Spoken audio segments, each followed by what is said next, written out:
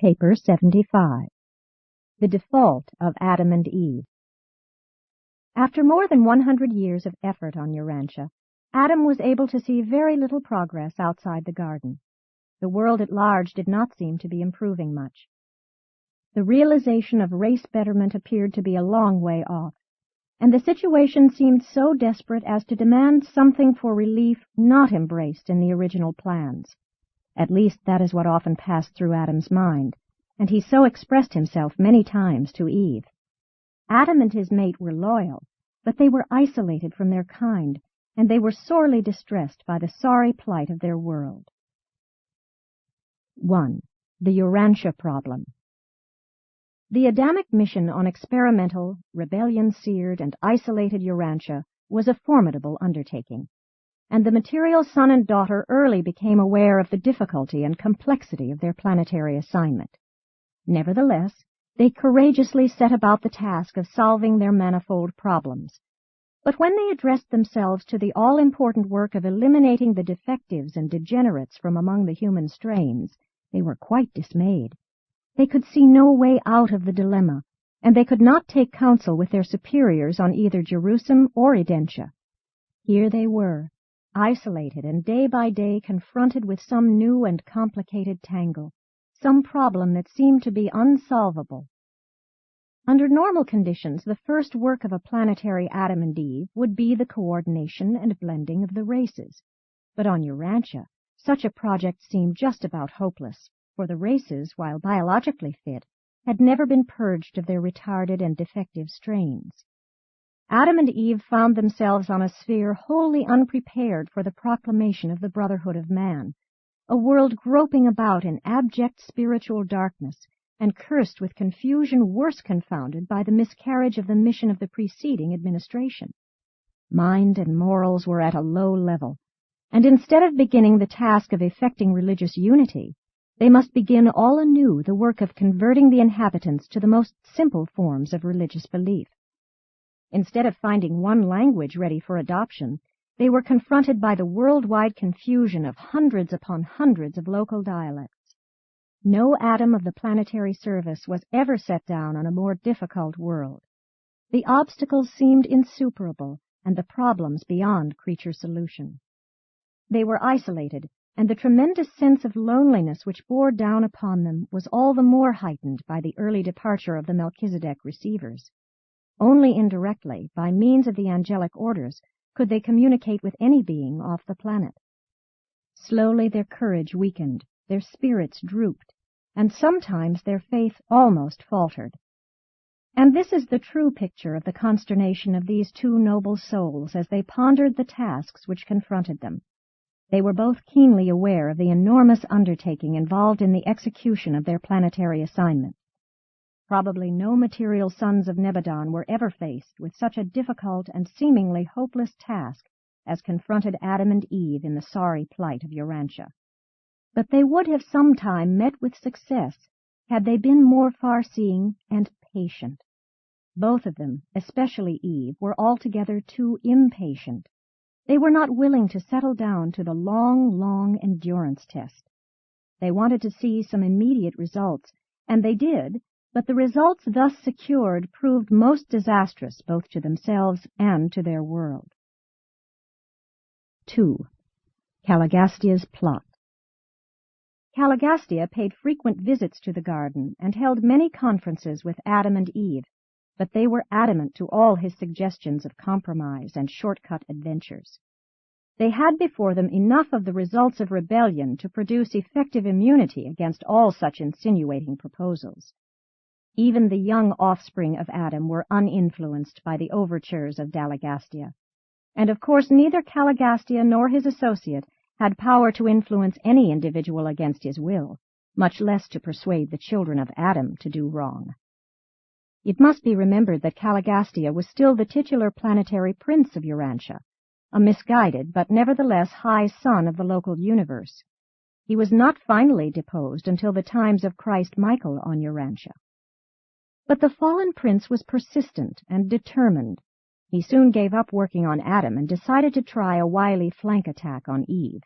The evil one concluded that the only hope for success lay in the adroit employment of suitable persons belonging to the upper strata of the Nodite group, the descendants of his one-time corporeal staff associates, and the plans were accordingly laid for entrapping the mother of the violet race. It was farthest from Eve's intention ever to do anything which would militate against Adam's plans or jeopardize their planetary trust. Knowing the tendency of woman to look upon immediate results rather than to plan far-sightedly for more remote effects, the Melchizedeks, before departing, had especially enjoined Eve as to the peculiar dangers besetting their isolated position on the planet, and had in particular warned her never to stray from the side of her mate, that is, to attempt no personal or secret methods of furthering their mutual undertakings. Eve had most scrupulously carried out these instructions for more than 100 years, and it did not occur to her that any danger would attach to the increasingly private and confidential visits she was enjoying with a certain Nodite leader named Seripatesia. The whole affair developed so gradually and naturally that she was taken unawares. The garden-dwellers had been in contact with the Nodites since the early days of Eden. From these mixed descendants of the defaulting members of Caligastia's staff, they had received much valuable help and cooperation, and through them the Edenic regime was now to meet its complete undoing and final overthrow. 3. The Temptation of Eve. Adam had just finished his first 100 years on earth when Seripatesia, upon the death of his father, came to the leadership of the Western or Syrian Confederation of the Nodite tribes. Seripatesia was a brown-tinted man, a brilliant descendant of the one-time chief of the Dalmatia Commission on Health, mated with one of the master female minds of the blue race of those distant days. All down through the ages this line had held authority and wielded a great influence among the Western Nodite tribes. Seripatesia had made several visits to the garden and had become deeply impressed with the righteousness of Adam's cause. And shortly after assuming the leadership of the Syrian Nodites, he announced his intention of establishing an affiliation with the work of Adam and Eve in the garden. The majority of his people joined him in this program, and Adam was cheered by the news that the most powerful and the most intelligent of all the neighboring tribes had swung over almost bodily to the support of the program for world improvement. It was decidedly heartening. And shortly after this great event, Seripatesia and his new staff were entertained by Adam and Eve in their own home. Seripatesia became one of the most able and efficient of all of Adam's lieutenants. He was entirely honest and thoroughly sincere in all of his activities. He was never conscious, even later on, that he was being used as a circumstantial tool of the wily Caligastia. Presently, Seripatesia became the associate chairman of the Edenic Commission on Tribal Relations, and many plans were laid for the more vigorous prosecution of the work of winning the remote tribes to the cause of the garden. He held many conferences with Adam and Eve, especially with Eve, and they talked over many plans for improving their methods. One day, during a talk with Eve, it occurred to Seripatesia that it would be very helpful if, while awaiting the recruiting of large numbers of the violet race, something could be done in the meantime immediately to advance the needy waiting tribes. Seripatesia contended that if the Nodites, as the most progressive and cooperative race, could have a leader born to them of part origin in the violet stock, it would constitute a powerful tie binding these peoples more closely to the garden. And all of this was soberly and honestly considered to be for the good of the world, since this child, to be reared and educated in the garden, would exert a great influence for good over his father's people. It should again be emphasized that Seripatesia was altogether honest and wholly sincere in all that he proposed. He never once suspected that he was playing into the hands of Caligastia and Degradation. Seripatesia was entirely loyal to the plan of building up a strong reserve of the violet race before attempting the worldwide upstepping of the confused peoples of Urantia. But this would require hundreds of years to consummate, and he was impatient. He wanted to see some immediate results, something in his own lifetime. He made it clear to Eve that Adam was oftentimes discouraged by the little that had been accomplished toward uplifting the world. For more than 5 years these plans were secretly matured. At last they had developed to the point where Eve consented to have a secret conference with Cano, the most brilliant mind and active leader of the nearby colony of friendly Nodites. Kano was very sympathetic with the Adamic regime. In fact, he was the sincere spiritual leader of those neighboring Nodites who favored friendly relations with the garden. The fateful meeting occurred during the twilight hours of the autumn evening, not far from the home of Adam. Eve had never before met the beautiful and enthusiastic Kano, and he was a magnificent specimen of the survival of the superior physique and outstanding intellect of his remote progenitors of the prince's staff. And Kano also thoroughly believed in the righteousness of the Repercussions project. Outside of the garden, multiple mating was a common practice. Influenced by flattery, enthusiasm, and great personal persuasion, Eve then and there consented to embark upon the much-discussed enterprise, to add her own little scheme of world-saving to the larger and more far-reaching divine plan. Before she quite realized what was transpiring, the fatal step had been taken. It was done. 4. The realization of default. The celestial life of the planet was astir. Adam recognized that something was wrong, and he asked Eve to come aside with him in the garden. And now, for the first time, Adam heard the entire story of the long-nourished plan for accelerating world improvement by operating simultaneously in two directions: the prosecution of the divine plan concomitantly with the execution of the Repercussions enterprise. And as the material son and daughter thus communed in the moonlit garden, the voice in the garden reproved them for disobedience. And that voice was none other than my own announcement to the Edenic pair that they had transgressed the garden covenant, that they had disobeyed the instructions of the Melchizedeks, that they had defaulted in the execution of their oaths of trust to the sovereign of the universe. Eve had consented to participate in the practice of good and evil. Good is the carrying out of the divine plans. Sin is a deliberate transgression of the divine will. Evil is the misadaptation of plans and the maladjustment of techniques resulting in universe disharmony and planetary confusion. Every time the garden pair had partaken of the fruit of the tree of life, they had been warned by the archangel custodian to refrain from yielding to the suggestions of Caligastia to combine good and evil. They had been thus admonished: "In the day that you commingle good and evil, you shall surely become as the mortals of the realm. You shall surely die." Eve had told Kano of this oft-repeated warning on the fateful occasion of their secret meeting, but Kano, not knowing the import or significance of such admonitions, had assured her that men and women with good motives and true intentions could do no evil, that she should surely not die, but rather live anew in the person of their offspring, who would grow up to bless and stabilize the world. Even though this project of modifying the divine plan had been conceived and executed with entire sincerity, and with only the highest motives concerning the welfare of the world, it constituted evil, because it represented the wrong way to achieve righteous ends, because it departed from the right way, the divine plan. True, Eve had found Kano pleasant to the eyes, and she realized all that her seducer promised by way of new and increased knowledge of human affairs and quickened understanding of human nature as supplemental to the comprehension of the Adamic nature. I talked to the father and mother of the violet race that night in the garden as became my duty under the sorrowful circumstances. I listened fully to the recital of all that led up to the default of Mother Eve and gave both of them advice and counsel concerning the immediate situation. Some of this advice they followed. Some they disregarded. This conference appears in your records as the Lord God calling to Adam and Eve in the garden and asking, "Where are you?"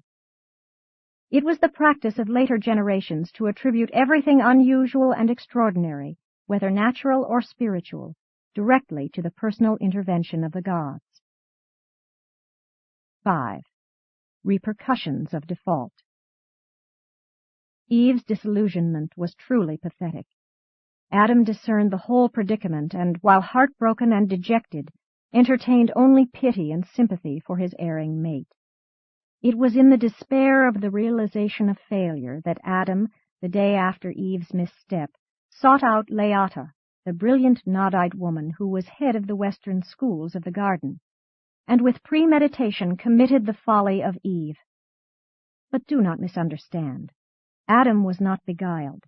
He knew exactly what he was about. He deliberately chose to share the fate of Eve. He loved his mate with a supermortal affection, and the thought of the possibility of a lonely vigil on Urantia without her was more than he could endure.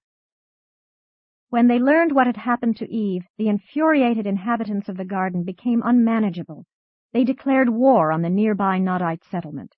They swept out through the gates of Eden and down upon these unprepared people, utterly destroying them. Not a man, woman, or child was spared. And Cano, the father of Cain yet unborn, also perished.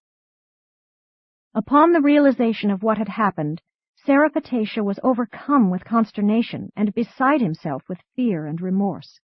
The next day he drowned himself in the great river. The children of Adam sought to comfort their distracted mother while their father wandered in solitude for 30 days. At the end of that time, judgment asserted itself, and Adam returned to his home and began to plan for their future course of action. The consequences of the follies of misguided parents are so often shared by their innocent children. The upright and noble sons and daughters of Adam and Eve were overwhelmed by the inexplicable sorrow of the unbelievable tragedy which had been so suddenly and so ruthlessly thrust upon them.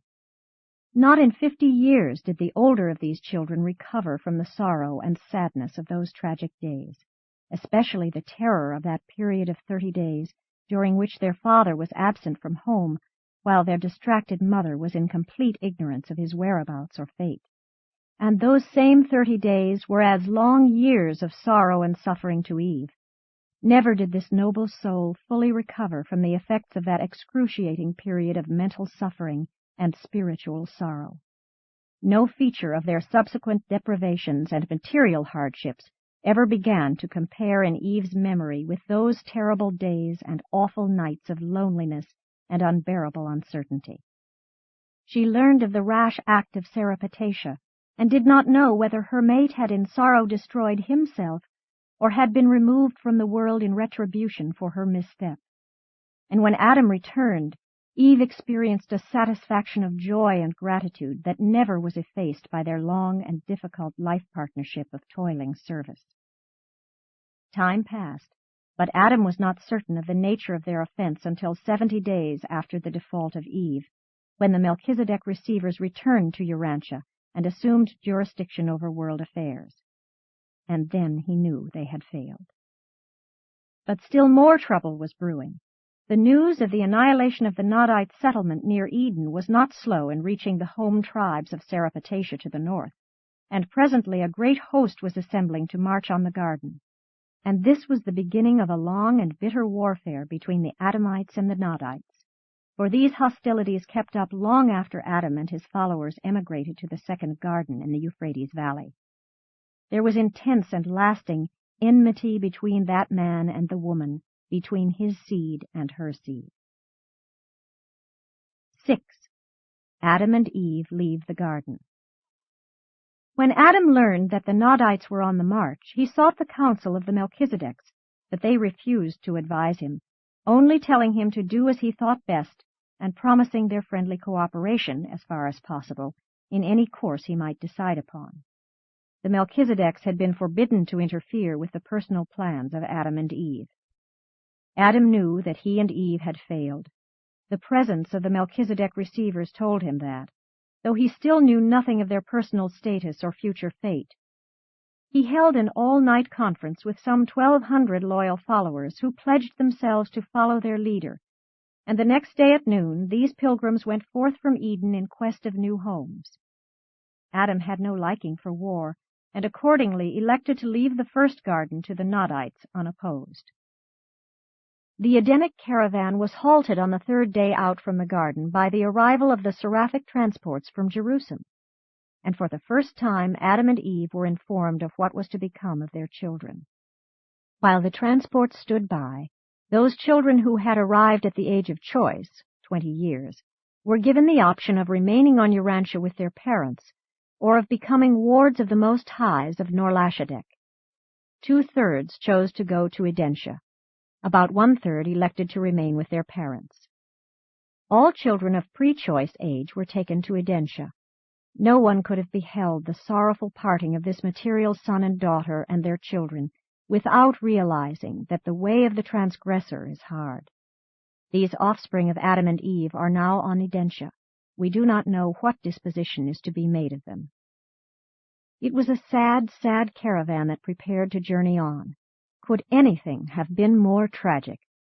To have come to a world in such high hopes, to have been so auspiciously received, and then to go forth in disgrace from Eden, only to lose more than 3/4 of their children even before finding a new abiding place. 7. Degradation of Adam and Eve.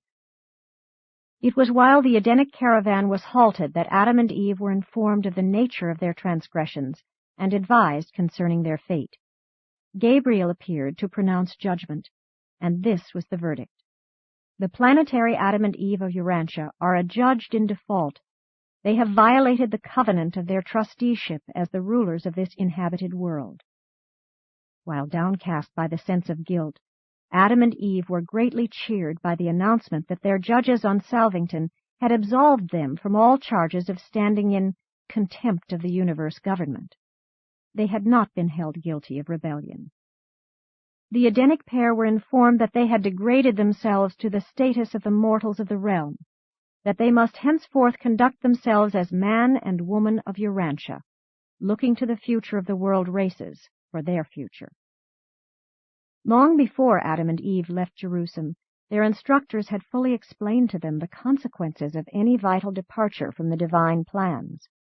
I had personally and repeatedly warned them, both before and after they arrived on Urantia, that reduction to the status of mortal flesh would be the certain result, the sure penalty, which would unfailingly attend default in the execution of their planetary mission. But a comprehension of the immortality status of the material order of sonship is essential to a clear understanding of the consequences attendant upon the default of Adam and Eve. 1. Adam and Eve, like their fellows on Jerusalem, maintained immortal status through intellectual association with the mind-gravity circuit of the spirit. When this vital sustenance is broken by mental disjunction, then, regardless of the spiritual level of creature existence, immortality status is lost.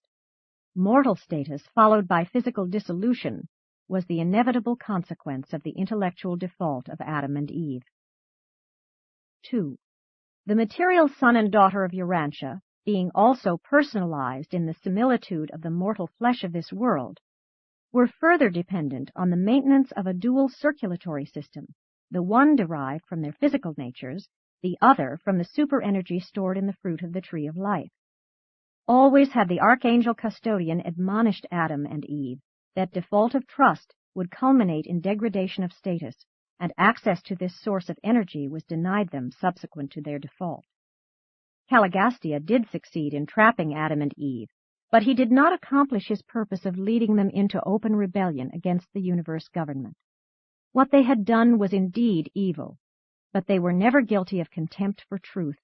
Neither did they knowingly enlist in rebellion against the righteous rule of the universal Father and his Creator's Son. 8.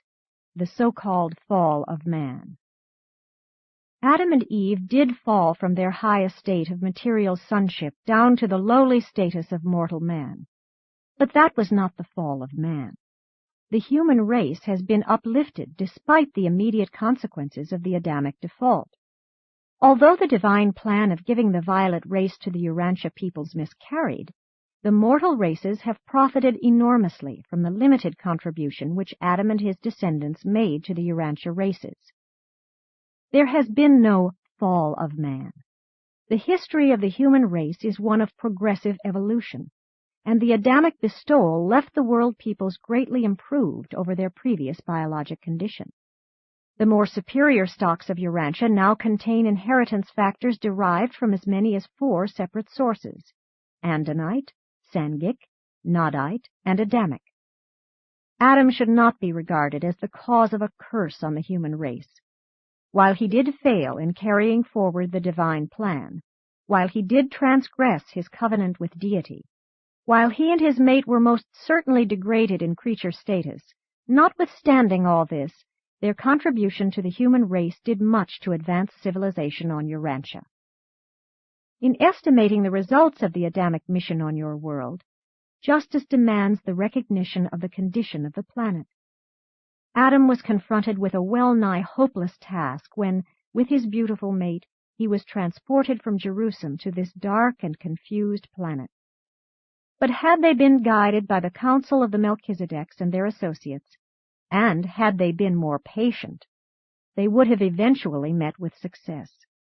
But Eve listened to the insidious propaganda of personal liberty and planetary freedom of action.